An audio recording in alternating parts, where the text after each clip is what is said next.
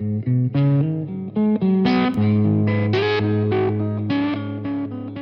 of all, what is your name? My name is Raul Valdez.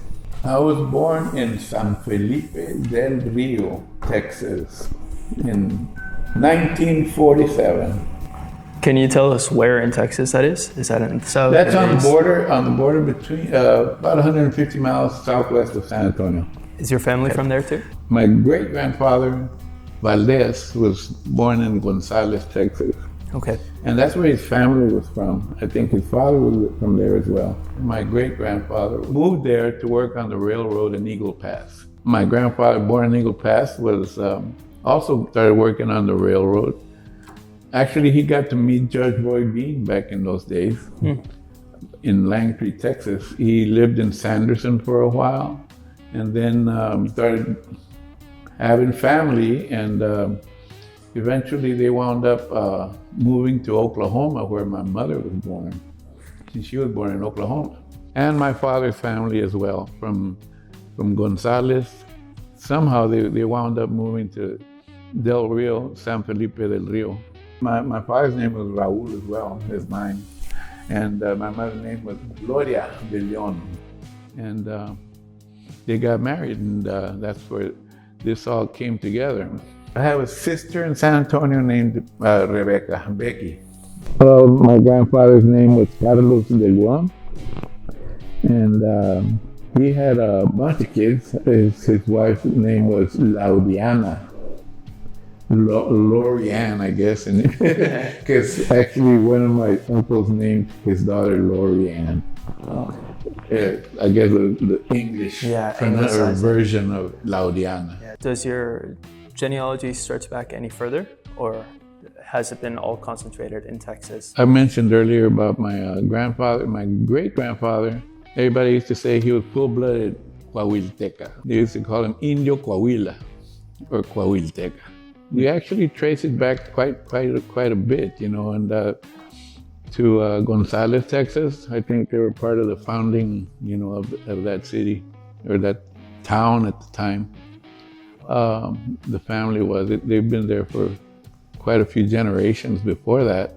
We can't trace it any too far, except to the 1820s, 1830s.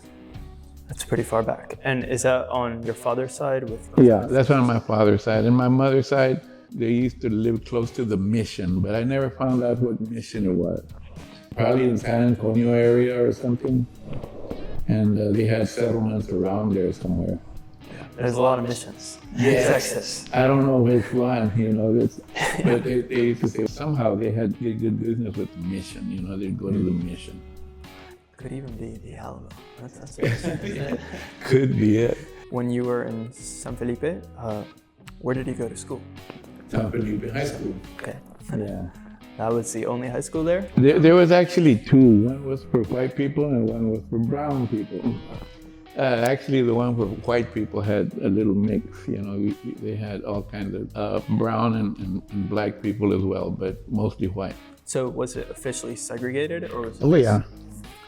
And it's a long story. You know, it's there was this Air Force base there. They used to pay money so their students would cross the district and go to Del Rio High School, as opposed to San Felipe High School. So anyway, I don't know if that's called bribe money or whatever it is, but they used to get by with it for many years until there came a court case in the, I guess it was the 60s or 70s, I can't remember. And they consolidated after that, after a court case. What would you like to tell us about your time in San Felipe? It was great. I went swimming a lot. There was a lot of creeks, a lot of rivers, and it was a nice place for swimming. But I did spend a lot of summers in many places besides that. I spent time in Los Angeles, California, San Jose, California, and I spent summers in Houston, in San Antonio, with family. Of course, my family's pretty spread out. You know, they're in California and Houston, San Antonio, like all those places. And I used to go stay with them during the summers. So I spent a lot of time over there. I remember one time I didn't want to come back, I want to stay in California, and they went and got me. Oh, you come back.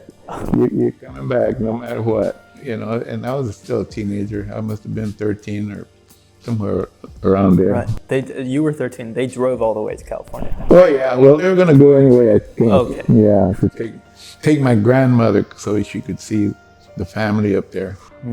So you had family up in California too. You mentioned creeks, and Texas is beautiful for its creeks. Oh, yeah. Here in Austin too. Do you feel like you had a unique amount of access to nature? Absolutely. Yeah. I was Tarzan, man. We used to have tie ropes in all kinds of trees and swing on those things. And I could do flips off the rope and all that. It was nothing but fun. Yeah, and nature was, primary. You could get away from everything real quick. Yeah. And nature's a good place to go. Yeah. Well, do you feel like that affected your later work and your worldview? I think so. I think it did in a very positive way, because I could see, it's, humanity's so corrupt, that when you see nature, you say, man, I get it. There's sanity in the world, know. So how come you liked LA? LA doesn't have many creeks and rivers, right? It's all a big city. And it doesn't rain either in the summertime. Sure.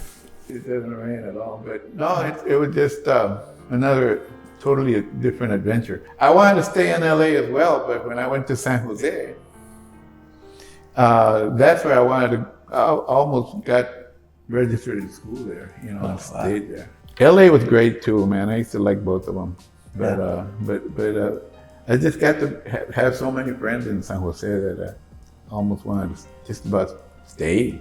Would you like to tell us any stories about your parents, your grandparents, or any other members of your family?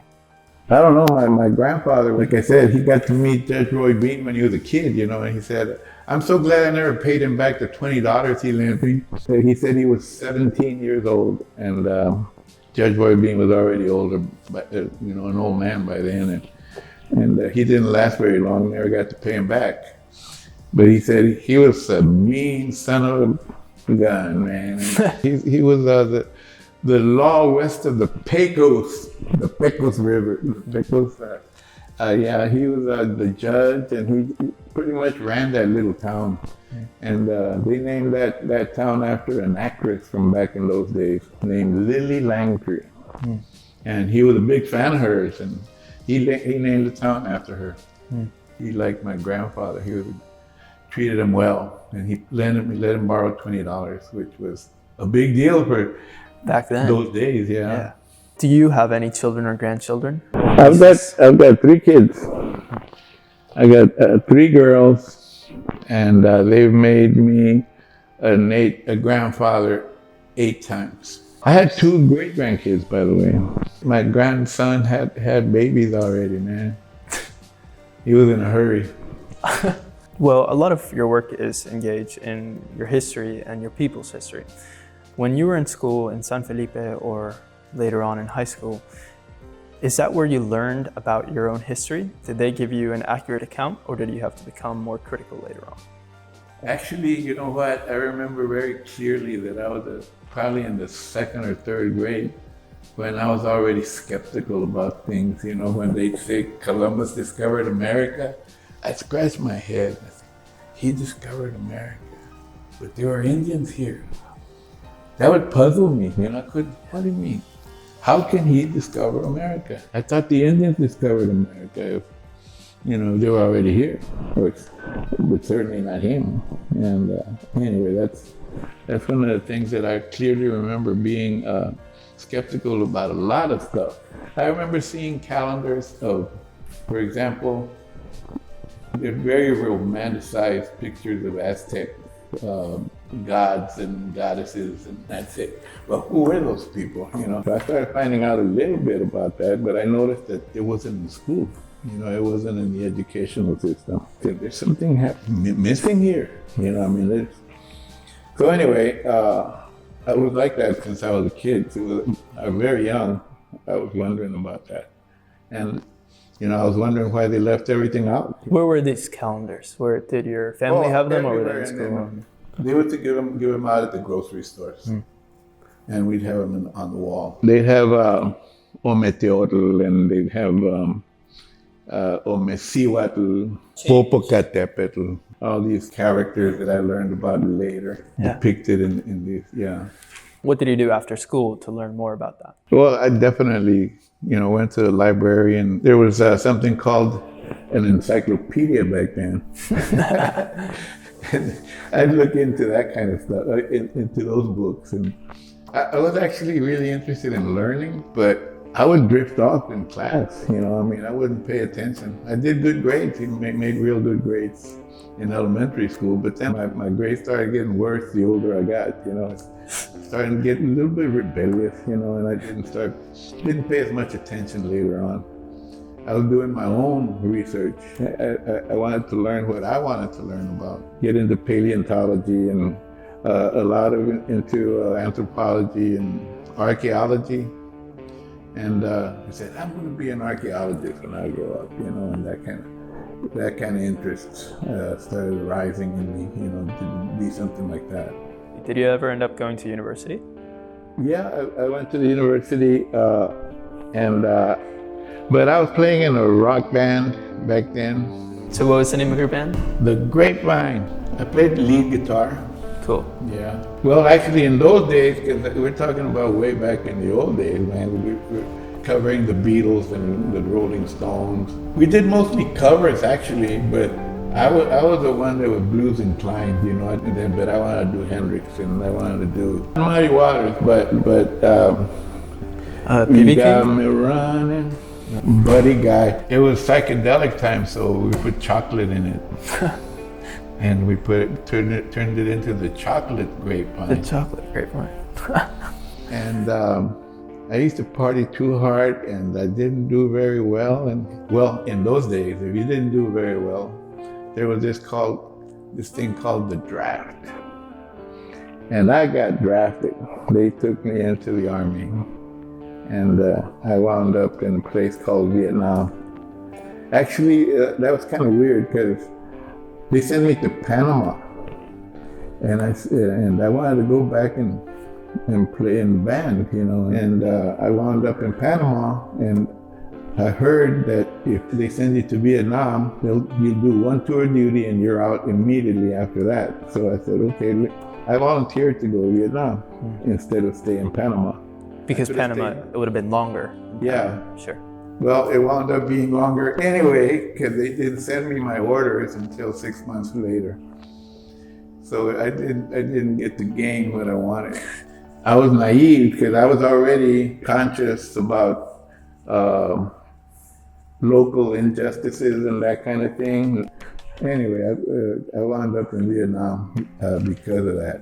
Yeah. And very, very weird because it was like all my uncles went to war, my dad everybody went to war in the family back then, World War II. And I said, well, I want to go to war too. I was naive because I was already conscious about local injustices and that kind of thing. And I said, man, that's not right. We have so much to be proud of. And they're trying to make us ashamed of who we are. And I realized, you know what, I got something to do here. I had a purpose. First of all, in Panama, I started waking up internationally, and by seeing how people were treated in their own land by foreigners that came from the United States. Because you were one of the military bases there, so you were.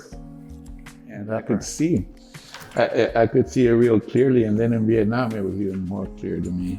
So when you say you felt nationalistic, did you mean nationalistic about the United States or about your own people, your own? Yeah, about being proud of yourself. Right. Not necessarily nationalistic and just proud of the United States. That must have been a real conflict in Vietnam. Of course, it was. It was a major conflict, yeah. I understand that Vietnam, a lot of people thought like you did. Did you make a lot of friends in Vietnam? Did you change your thinking? Yeah, there was a couple of people who were gung-ho and pro-war and all that. But a lot of them were draftees, and that gave them a bad attitude to begin with. They didn't want to be there. And some of them were, just starting to rebel a little bit and, trying to resist. And of course, survival is something else. It was very conflicting in many ways, but at the same time, there was a lot of us that were in agreement, and... Around when did you come back from Vietnam? In 1971, summer of 1971. Did you complete your university studies after that, or? Yes, I did. I did a lot better after that. I had a lot of problems with the GI Bill that was always very late. Paying bills wasn't easy, waiting for that GI Bill to come in and pay my tuition and all that stuff. Oh man, there's a good story here, because I applied to go to graduate school here, and we were even going to go, we were on our way, packed everything up in the car. It was a big Chevrolet, so we had a Chevy. Sure. And there's a lot of room for even some of the big paintings I had were in the back seat, like piled up. And you should have seen the car, man. It looked like the Beverly Hillbillies, man. And it was totally full. And we wound up here, and I went to the art department. I opened the door, walk in. His name was Bill Francis, professor, the guy that was in charge of graduate studies. And he said, Valdez? I said, what? They know me? What? He knows me. He right away said, Valdez, you better go register right now. Go across the street, go to Belmont Hall and get yourself registered. And I said, what? If I didn't, because I hadn't heard back from him. I never got a letter back from UT, but I got one letter of a special student from UCLA or something like that. They don't have anything for me at UT. We go all the way to Los Angeles, at least I have a place to stay with my uncle over there. As soon as I walked in here, the guy said, go register. So I crossed the street, and there's this serpentine kind of line that goes round and round, like blocks long, but it goes like this. And I said, man, I'm gonna have to stand in this line. And my cousin's walking right toward me. He said, what are you doing here, Tim? He said, oh, I work here. You work here? Yeah, what are you doing? Working for registration. He said, oh man, for real? He said, what are you doing here? I'm trying to register and I got to stand in this stupid line. Come here. Walks me all the way to the desk and I sign up and register. I didn't even have to stand in line at all, which was kind of crazy. I enjoy that story, and it was a good thing. Sure. I wound up registering like that. So did you meet Muddy Waters and Jimi Hendrix before that, or? No. I had already met Jimi Hendrix. I met him in San Antonio in 1967. I think he was. Muddy Waters, I met him here in Austin on 6th Street. Oh, wow. Yeah, well, he was playing, and then he was standing outside the hotel there at the Driscoll Hotel. Driscoll. He was staying there. That's an old hotel. Yeah. Wow. So he said, hey, Mr. Muddy. I think I called him Mr. Muddy or something like that.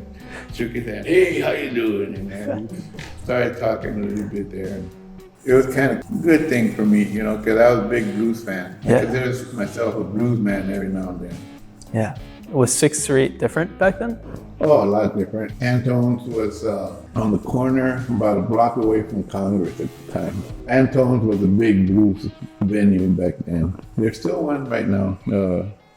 There's an Antone's still open. I think it's on 5th Street now. How did you originally get into painting? When I went to college, I didn't know what I was going to major in. I didn't know I was going to major in arts or anything. And it just came naturally to me, I think for being a visual artist, first thing you got to be is study things visually. That visual aspect was more reachable for me than anything else, And I did well in pretty much all the courses, but then I started realizing, music and art went hand in hand in many ways, and I started developing more of an interest in art as well as its application towards social justice. As a matter of fact, I taught a course at UT for 4 summers. It was social activism, creative activism. And I just came up with it, as far as putting that class together. And it was unique at the time. I don't think they'll even let you get near the university teaching a course like that. Yeah. But anyway, it's... Well, when was that? When were you teaching that course? That was in the 2005 or so. Yeah, the last year. It was a course that was actually sponsored by the State Department, or at least they were funding it. It was a kind of an exchange program of upperclassmen from Iraq. I took them over to the house, and we did a workshop in the backyard. We had Shia and Sunnis together. We started learning about how there's a little bit of tension among them. And so I decided, let's do this, Sunnis, and you're going to work together. The Sunni is going to give it to the Shia, and and vice versa. Sure. So anyway, I decided to do that in kind of in a peaceful kind of thing, because they had a couple of arguments about that. And this guy's a racist. He's against us, and he's against da. And I said, oh man, we got to do something to alleviate that a little bit, And so anyway, I remember that we did that project that they would exchange and be a little more civil toward each other by doing that. And working together on creating little art pieces. Of course, that wasn't the class, but it was a part of it. Well, I remember there was a project that I don't always kind of do press work for my project, but in this case I did, and I invited the press to come over, but nobody showed up. But it was there was a Sanchez Elementary School. Aztecs is the mascot, and the Mets Elementary Cobras. At the time there was also talk about tension. There was a little bit of tension among those neighborhoods. So I decided to do a mural project at Sanchez Elementary and a mural project at Mets Elementary at the same time.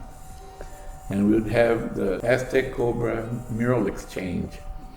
So anyway, we did it on panels, and then we had a parade where we marched them to a school that's kind of in between both of them, Martin Junior High, and they exchanged the murals. They presented each other with the work that they did, and they put it at the different schools. They had them mounted at each school.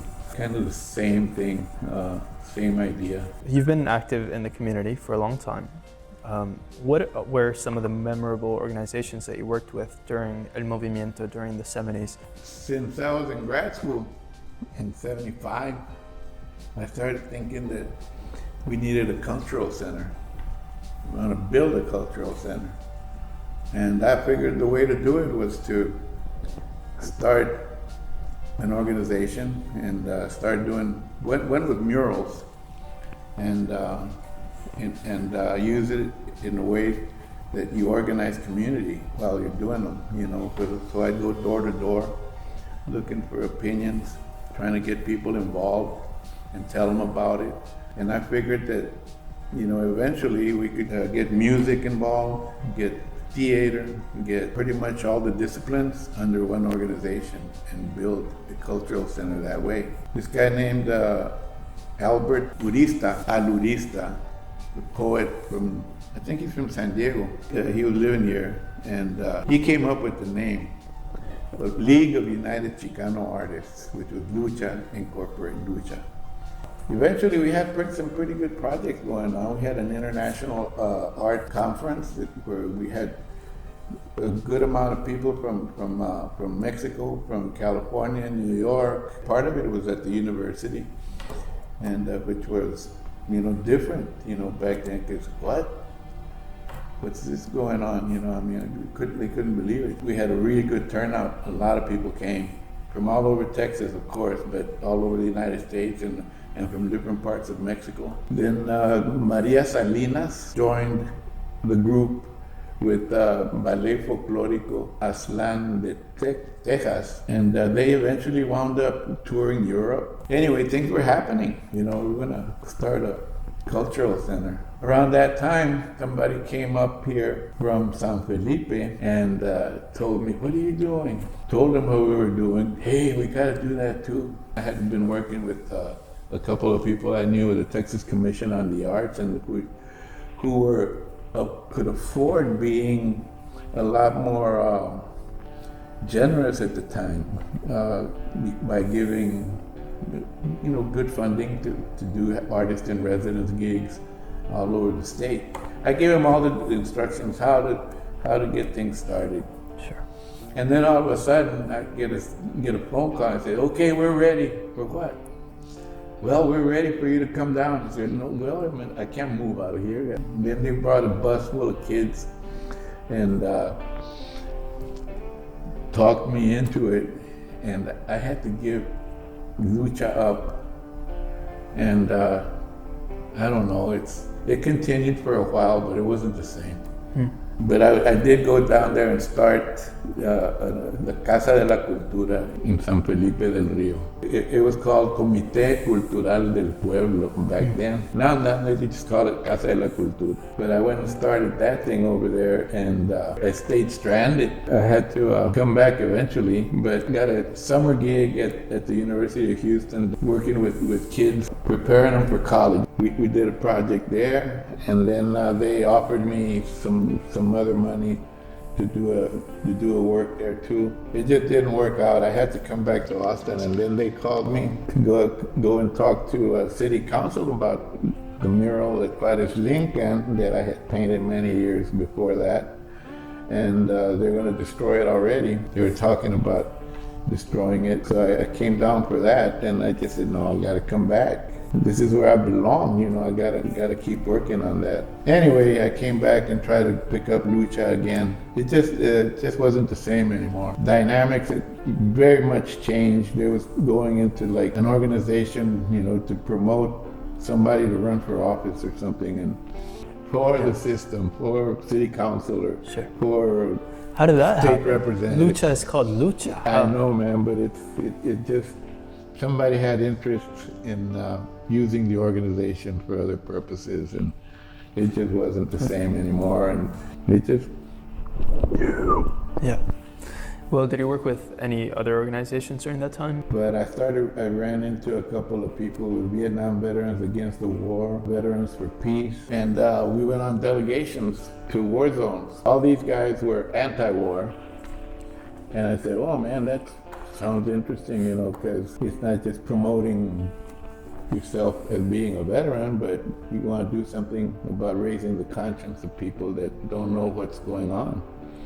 Because people don't know what goes on. The U.S. policy goes and does some not very nice things in many countries, and people don't really know it. At that time, we started going to Central America. We went to Africa to see different areas that the United States was involved in, and we'd come back and make reports that's totally opposed to what was being said in the media, and we eventually formed an organization named Veterans Peace Convoy to Nicaragua, and we gathered people from coast to coast, and they actually met in my house out in the country.